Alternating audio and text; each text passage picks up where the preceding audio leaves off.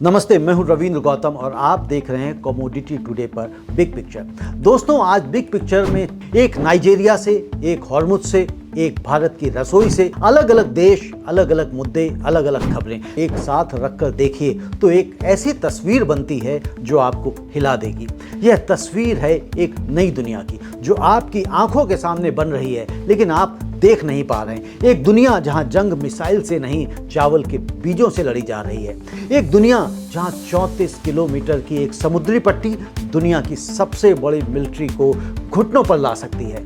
एक दुनिया जहां भारत की रसोई का चूल्हा एक विदेशी जलमार्ग की बंदी पर निर्भर है। बिग पिक्चर एनालिसिस पर जाने से पहले देख लेते हैं आज की बिग पिक्चर में शामिल होने वाली खबरों की हेडलाइंस। नाइजीरिया के जिगावा के चावल के खेतों में एक चीनी किसान, कोई डिग्री नहीं, कोई टाइटल नहीं, लेकिन उसने राइस यील्ड 3.5 गुना कर दी और उसकी तस्वीरें वीबो पर 4 करोड़ बार देखी गई। यह डिप्लोमेसी है या चाइना की सबसे चालाक चाल?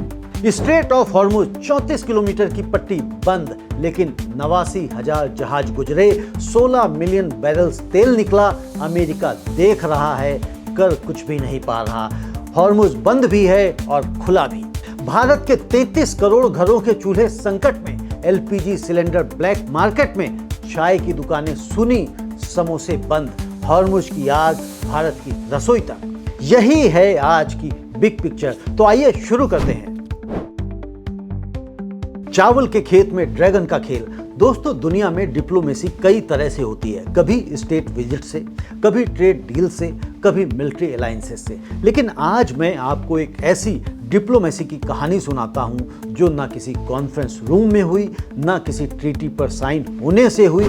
यह डिप्लोमेसी हुई एक स्ट्रॉ हैट पहने, धूप में जलते हुए नाइजीरिया के चावल के खेतों में। एक शख्स जिसके पास कोई यूनिवर्सिटी डिग्री नहीं, कोई डिप्लोमेटिक पासपोर्ट नहीं और कोई बड़ा टाइटल नहीं, बस 2 दशकों की खेती का तजुर्बा। और उस एक शख्स ने वो कर दिखाया जो अरबों डॉलर की वेस्टर्न एड दशकों में नहीं कर पाई। नाइजीरिया के जिगावा में राइस यील्ड 3 गुना कर दी। उसकी तस्वीरें वीबो पर 4 करोड़ बार देखी गई। नाइजीरिया की सरकार ने उसे देश की सबसे ऊंची सिक्योरिटी दी, 24 घंटे 7 दिन आर्म्ड गार्ड्स के साथ। वो शख्स है यांग जुगांग, एक चीनी किसान, और उसकी यह कहानी जितनी इंस्पायरिंग है उतनी ही जियोपॉलिटिकली एक्सप्लोसिव भी है, क्योंकि यांग जुगांग अकेला नहीं है, उसके पीछे एक पूरा देश खड़ा है, एक पूरी स्ट्रेटेजी खड़ी है। तो बिग पिक्चर का आज का सवाल, क्या चाइना अफ्रीका में सच में मदद कर रहा है या फिर फूड पावर की सबसे चालाक चाल है ये उसकी? यांग जुगांग कौन है? पहले उस शख्स को समझते हैं। यांग जुगांग चाइना के गुइजो प्रोविंस के एक छोटे से काउंटी सेंगोंग से आता है। 1998 में उसने हाइब्रिड राइस सीड प्रोडक्शन सीखी। कोई बड़ी यूनिवर्सिटी नहीं, कोई पीएचडी नहीं, सिर्फ खेतों में बिताए हुए 2 दशक। 2017 में उसे नाइजीरिया भेजा गया एक सीड कंपनी के असाइनमेंट पर, जिगावा स्टेट में। जब यांग वहां पहुंचा तो उसने पाया कि नाइजीरिया की क्लाइमेट चाइना से बिल्कुल अलग है। दिन में 38-39 डिग्री और रात में 10 से 15 डिग्री की गिरावट। सीडलिंग्स इतनी तेजी से बढ़ती है कि चाइना में सीखे सारे लेसन्स वहां काम नहीं आते। यांग ने क्या किया? अपना सारा पुराना अनुभव एक तरफ रखा और नए सिरे से काम शुरू किया। महीनों खेतों में रहा, टेम्परेचर रिकॉर्ड किया, ह्यूमिडिटी नोट की, सीडलिंग पैटर्न समझे, लोकल फार्मर्स के साथ बैठा, उनकी भाषा सीखी, उनकी जमीन समझी और 2 साल से ज़्यादा रिसर्च के बाद नाइजीरिया की क्लाइमेट के लिए नई हाइब्रिड वैरायटीज तैयार की। लोकल ट्रेडिशनल वैरायटीज जो विंड और रेन में कोलैप्स हो जाती थी, उनकी जगह ऐसी वैरायटीज लाया जो टिकी, जो उगी और जो फली। नतीजा 2021 में जब वो जिगावा पहुंचा, यील्ड थी 200 किलोग्राम पर एमयू। 2025 तक 700 किलोग्राम पर एमयू और 3.5 गुना। यह कोई लैब का एक्सपेरिमेंट नहीं था दोस्तों, यह एक इंसान की जिद थी। अब असली सवाल, क्या सच में फर्क पड़ा? जवाब है हाँ, बिल्कुल। जो किसान पहले अपने परिवार का पेट भरने के लिए संघर्ष करते थे, वो आज सरप्लस राइस बेच रहे हैं। यांग के एक अप्रेंटिस मोहम्मद उस्मान, जो 2023 में उससे सीखना शुरू किया था, आज खुद एक स्किल्ड फार्मर है। उसने जो कमाया उससे घर बनाया। यांग ने 12 लोकल अप्रेंटिसेस तैयार किए। जिगावा में हाइब्रिड राइस कल्टीवेशन एरिया अब 20,000 हेक्टेयर्स तक पहुंच चुका है और नाइजीरिया की सरकार उसने यांग को हाईएस्ट लेवल की सिक्योरिटी दी। एक गवर्नमेंट ऑफिशियल ने कहा कि यह बहुत जरूरी एक्सपर्ट है, इसे हर कीमत पर हमें बचाना है। यह रियल इम्पैक्ट है, मेजरेबल है, वेरीफाइबल है, इसे नकारा नहीं जा सकता। लेकिन दोस्तों, यहीं से असली बिग पिक्चर शुरू होती है। मदद या चाल, यांग जुगैंग एक अच्छा इंसान है, इसमें कोई शक नहीं, लेकिन वो एक बड़ी मशीन का एक छोटा लेकिन बेहद इफेक्टिव पुर्जा भी है। चाइना पिछले 2 दशकों से अफ्रीका में कोहेरेंट स्ट्रेटेजी पर काम कर रहा है। Roads, ports, hospitals, schools, loans और अब खेत। Forum on China Africa cooperation यानी FOCAC के जरिए चाइना ने अफ्रीका के 50 से अधिक देशों में एग्रीकल्चरल टेक्नीशियंस भेजे हैं, डिमॉन्स्ट्रेशन सेंटर बनाए हैं, सीड प्रोग्राम्स चलाए हैं। यह चैरिटी नहीं है, यह इन्वेस्टमेंट है, एक बहुत ही कैलकुलेटेड इन्वेस्टमेंट। क्यों? क्योंकि अफ्रीका 2050 तक दुनिया की सबसे तेजी से बढ़ती हुई आबादी का घर होगा। 2.5 बिलियन लोग, दुनिया की 60% अनकल्टिवेटेड अरेबल लैंड अफ्रीका में है और अभी अफ्रीका अपनी जरूरत का बड़ा हिस्सा इंपोर्ट करता है। जो देश अफ्रीका का पेट भरेगा, अफ्रीका का दिल भी जीतेगा, अफ्रीका के UN वोट्स भी जीतेगा, अफ्रीका के रिसोर्सेस तक पहुंच भी जीतेगा। चाइना यह इक्वेशन 20 साल पहले समझ गया था और अमेरिका, ट्रंप एडमिनिस्ट्रेशन ने USAID में भारी कटौती की। अफ्रीका में फूड एड प्रोग्राम सिकुड़े, प्रेजेंस कम हुई और जब अमेरिका पीछे हटता है, चाइना आगे आता है और वो केवल पैसा नहीं लाता, वो लोग भेजता है। यांग जुगैंग जैसे लोग जो जमीन पर जाते हैं, धूप में जलते हैं, किसानों के साथ बैठते हैं, यही सॉफ्ट पावर का सबसे खतरनाक और सबसे इफेक्टिव रूप है। द डिपेंडेंसी ट्रैप, खतरा कहाँ है? लेकिन दोस्तों, इस तस्वीर का एक और पहलू है जो कम दिखता है लेकिन ज़्यादा जरूरी है। जब नाइजीरिया के किसान चाइना की हाइब्रिड वैरायटीज़ पर निर्भर हो जाते हैं तो सीड्स के लिए वो चाइना की कंपनियों पर डिपेंड करते हैं, टेक्नोलॉजी के लिए चाइना पर, ट्रेनिंग के लिए चाइना पर, और यह अभी भी बेनेवोलेंट डिपेंडेंसी है। आज चाइना मदद कर रहा है, आज टर्म्स फेयर हैं, लेकिन डिपेंडेंसी हमेशा बेनेवोलेंट नहीं रहती। इतिहास गवाह है, 1960-70 के दशक में ग्रीन रिवॉल्यूशन के वक्त अमेरिका ने एशिया में हाइब्रिड सीड्स और फर्टिलाइजर्स दिए, यील्ड्स बढ़े, लेकिन साथ ही एक ऐसी डिपेंडेंसी भी बनी जो दशकों तक चली, जिसने उन देशों की एग्रीकल्चरल सॉवरेनिटी को कमजोर किया। चाइना आज अफ्रीका में वही खेल खेल रहा है, लेकिन और सोफिस्टिकेटेड तरीके से। और इस बार कोई अमेरिका नहीं है जो काउंटर करे। एग्रीकल्चरल सॉवरेनिटी वो होती है जब किसान खुद अपने सीड्स चुन सके, खुद अपनी टेक्नोलॉजी डेवलप कर सके, खुद अपनी टर्म्स पर बेच सके। जिगावा के किसान आज ज़्यादा अमीर हैं, लेकिन क्या वो ज़्यादा आज़ाद हैं? यह सवाल अभी अनआंसर्ड है, अनुत्तरित है। और यहाँ वो सवाल आता है जो सबसे ज़्यादा जरूरी है। अफ्रीका में चाइना इतना एक्टिव है तो इंडिया कहाँ है? इंडिया के पास भी एग्रीकल्चरल एक्सपर्टीज़ है, हाइब्रिड राइस वैरायटीज़ हैं, ICAR और IRRI के साथ काम है और अफ्रीका के साथ हिस्टोरिकल और कल्चरल टाइज भी हैं। लेकिन इंडिया की अफ्रीका एग्रीकल्चरल स्ट्रेटेजी अभी तक उतनी कोहेरेंट नहीं है जितनी चाइना की है। फर्क यह है, इंडिया सरकारी लेवल पर एग्रीमेंट्स करता है, चाइना जमीन पर यांग जुगैंग भेजता है। एग्रीमेंट्स फाइलों में रहते हैं, यांग जुगैंग खेतों में जाता है और जब पेट भरने की बात आती है तो खेत जीतता है, फाइल नहीं। इंडिया को यह लेसन अभी सीखना है और वक्त कम है।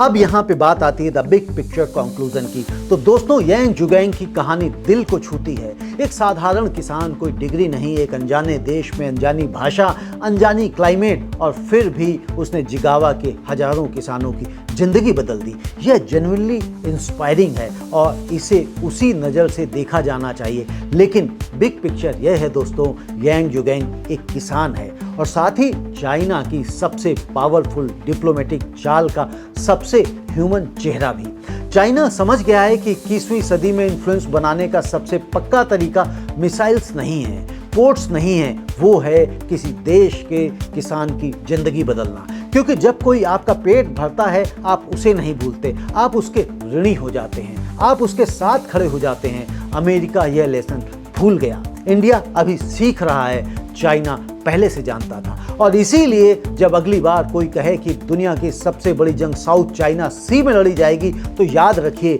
एक जंग पहले से चल रही है नाइजीरिया के जिगावा के खेतों में। एक स्ट्रॉ हैट पहने आर्म्ड गार्ड्स के साथ धूप में खड़े चीनी किसान के हाथों। यही है आज की बिग पिक्चर। हॉर्मुज बंद भी खुला भी। दोस्तों, अभी हमने देखा कि चाइना कैसे चावल के खेतों के जरिए अफ्रीका में अपनी पकड़ बना रहा है। फूड एक जियोपॉलिटिकल वेपन बन चुका है, लेकिन फूड अकेला नहीं है, उसके साथ हमेशा एक और वेपन चलता है और वो है एनर्जी।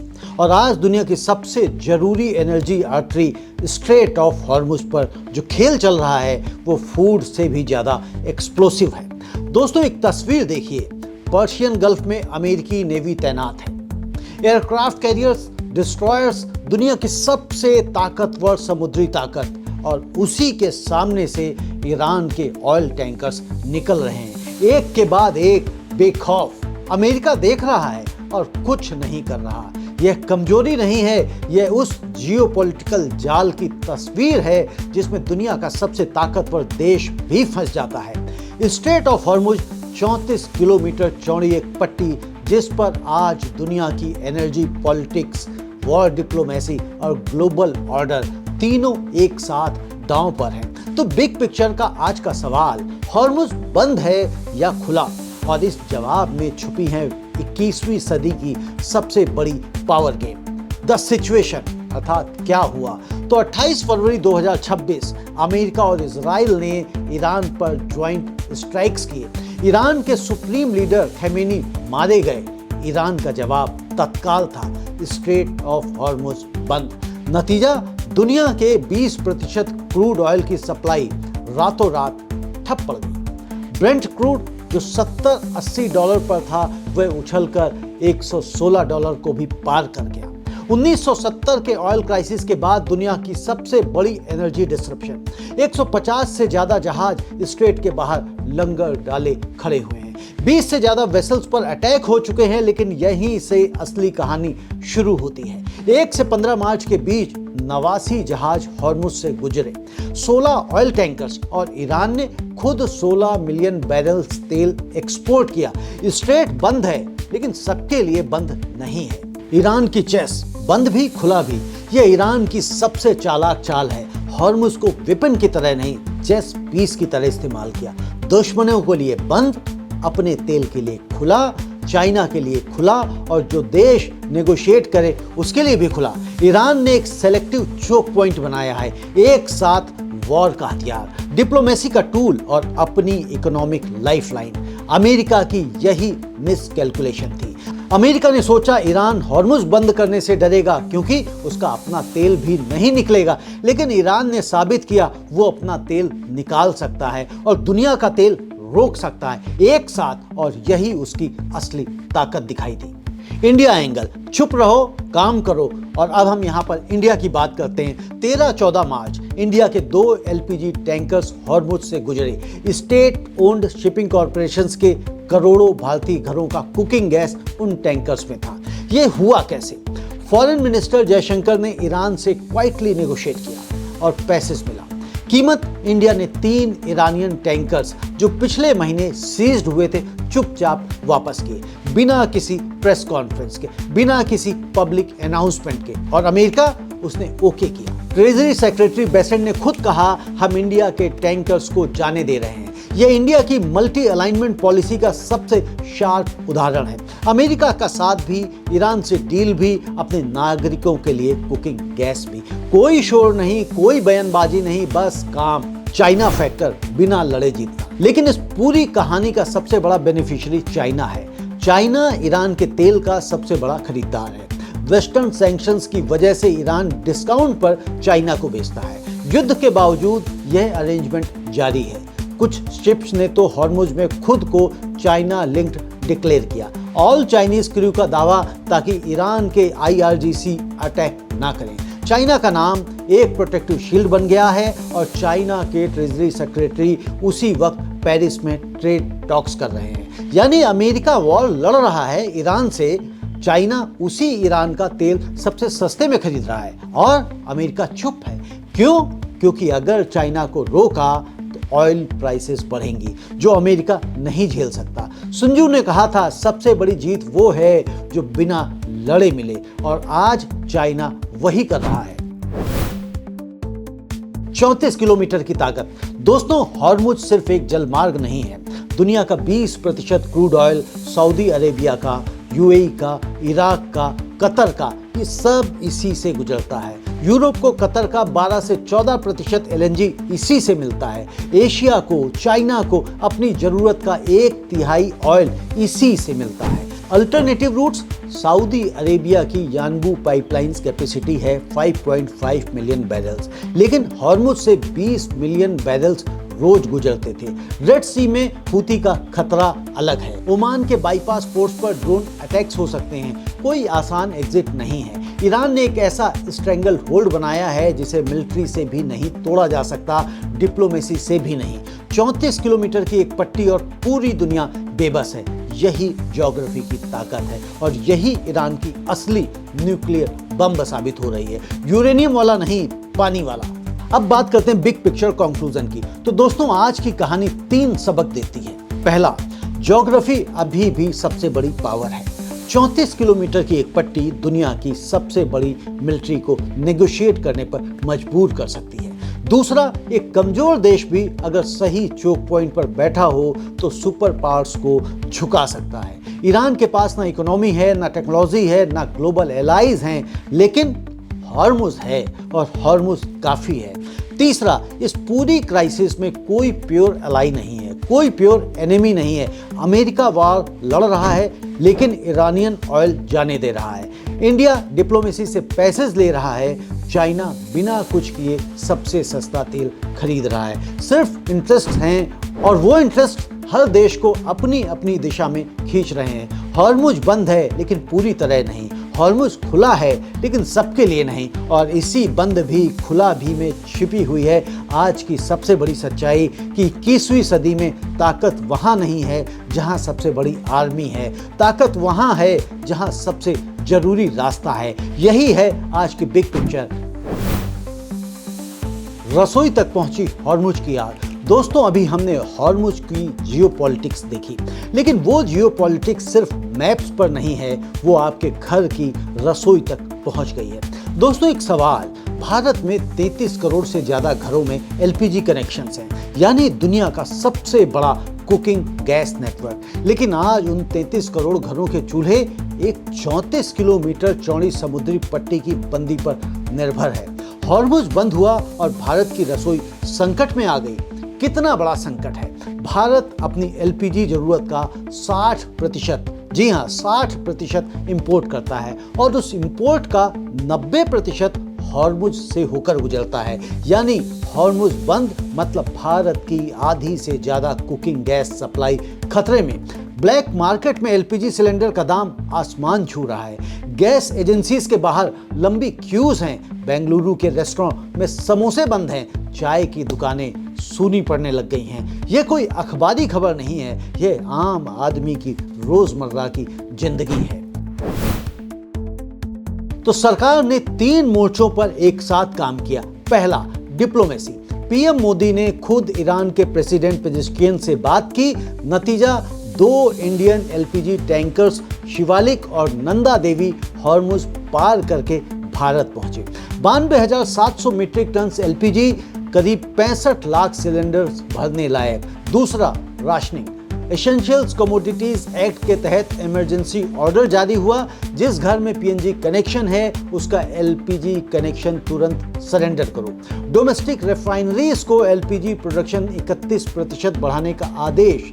इंडस्ट्रियल और कमर्शियल यूजर्स की सप्लाई 80% तक सीमित। तीसरा, diversification. US, Norway, Canada, Russia से एलपीजी सोर्सिंग बढ़ाई। सऊदी अरेबिया ने एक नया अल्टरनेटिव ऑयल रूट खोला। नॉन हॉर्मुज सोर्सिंग अब 70% तक पहुंच गई। द बिगर पिक्चर, असली सबक। लेकिन दोस्तों, यह क्राइसिस एक बड़ा सवाल उठाती है। भारत दुनिया की तीसरी सबसे बड़ी इकोनॉमी बनने की राह पर है, लेकिन उसकी रसोई की आग एक विदेशी जलमार्ग पर निर्भर है। यह एनर्जी वल्नरेबिलिटी नहीं है, यह एक स्ट्रेटेजिक वीकनेस है। पीएनजी कनेक्शंस बढ़ाना सही कदम है। इंडक्शन स्टोव्स की बिक्री सर्ज हो रही है। बायोगैस के 195 प्लांट्स बन रहे हैं। सोलर कैपेसिटी 143 गीगावाट पर है। लेकिन यह सब काफी नहीं है। अभी आज इस संकट में असली सबक यह है, जो देश अपनी एनर्जी के लिए एक रूट पर, एक फ्यूल पर, एक रीजन पर निर्भर हो, वह कभी ट्रूली सोवरेन नहीं हो सकता। हॉर्मुज की आग ने यह सच करोड़ों भारतीय रसोइयों तक पहुंचा दिया है। यही है आज की बिग पिक्चर। दोस्तों, आज की बिग पिक्चर में हमने 3 कहानियां देखी। नाइजीरिया में एक चीनी किसान जो स्ट्रॉ हैट पहने आर्म्ड गार्ड्स के साथ अफ्रीका की धूप में खड़ा है और चाइना की सबसे बड़ी डिप्लोमेटिक जीत लिख रहा है। हॉर्मुज में एक 34 किलोमीटर की पट्टी जिसने दुनिया की सबसे बड़ी मिलिट्री को बेबस कर दिया और साबित कर दिया कि ज्योग्राफी अभी भी सबसे बड़ी पावर है।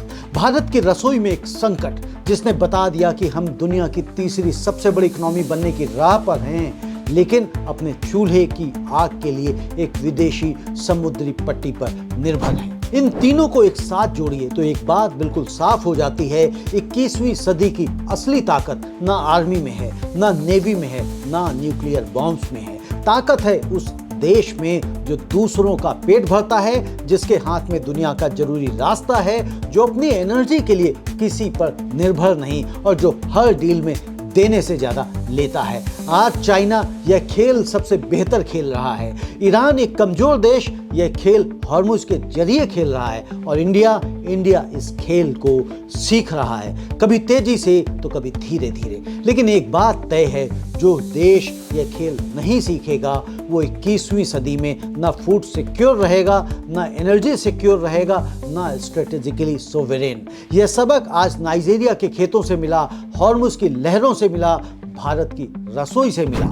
दोस्तों, बिग पिक्चर देखना काफी नहीं, बिग पिक्चर को समझना जरूरी है। इसीलिए अगर आज की बिग पिक्चर ने आपको कुछ नया सोचने पर मजबूर किया हो तो इसे शेयर कीजिए उन लोगों के साथ जो सिर्फ हेडलाइंस पढ़ते हैं, जो असली तस्वीर नहीं देख पाते हैं लेकिन देखना चाहते हैं। क्योंकि जब ज़्यादा लोग बिग पिक्चर देखेंगे तो बेहतर सवाल पूछे जाएंगे, बेहतर जवाब मांगे जाएंगे और एक जागरूक नागरिक किसी भी देश की सबसे बड़ी ताकत होता है। मिलते हैं अगली बिग पिक्चर में। धन्यवाद, नमस्ते।